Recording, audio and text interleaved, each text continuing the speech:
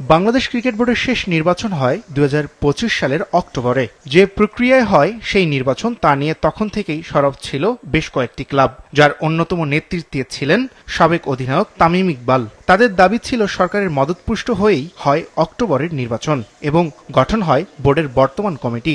এবার সংসদ নির্বাচনের পর আবারও সরব হলো তামিম ইকবালের নেতৃত্বে বিদ্রোহী ক্লাবগুলো। বিসিবির বর্তমান কমিটির বৈধতা প্রশ্নে জাতীয় ক্রীড়া পরিষদে অভিযোগ জানায় তারা। এটাই প্রমাণ করে আসলে ৭৬টার মধ্যে যদি ৫০টা ক্লাবই এটার সাথে একমত থাকে তাহলে এটাই তো অনেক কিছু প্রমাণ করে দেয়। এই ক্রিকেট বোর্ডকে এই জিনিসটারও উত্তর দিতে হবে। পুরা ৭৬টা ক্লাবের কাউন্সিলরশিপ থাকে, এটাতে আভনি মহামেডান সহ যারা বাংলাদেশের সবচেয়ে বড় দুইটি ক্লাব ওরা সহ এটার সাথে একমত। আর ৫০টা ক্লাব যদি এটাতে জানাই থাকে আর এর চেয়ে বেশি আর কোনো কিছু আমার নতুন করে বলার দরকার নেই। বোর্ডের এই কমিটির অধীনে বিদ্রোহী ক্লাবগুলো এবার অংশ নেয়নি প্রথম বিভাগ ক্রিকেটে। তাদের বিদ্রোহের অনিশ্চয়তায় আছে প্রিমিয়ার ও অন্যান্য লিগগুলোও।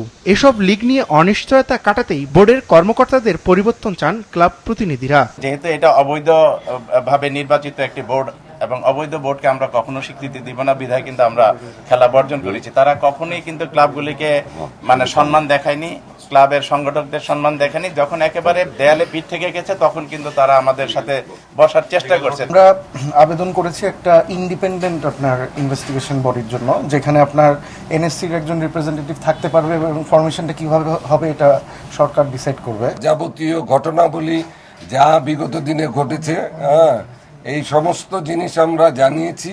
আমরা ওনাদেরকে একটা তদন্তের জন্য আবেদন করেছি। আমরা আসলে ক্রিকেটে ফিরে যেতে চাই, যেই কারণে আমরা চাই যে গণতান্ত্রিক প্রক্রিয়ায় এই জিনিসটা হোক। বিসিবি নির্বাচন নিয়ে অভিযোগের সত্যতা যাচাইয়ে তদন্ত কমিটি গঠন করেছে জাতীয় ক্রীড়া পরিষদ।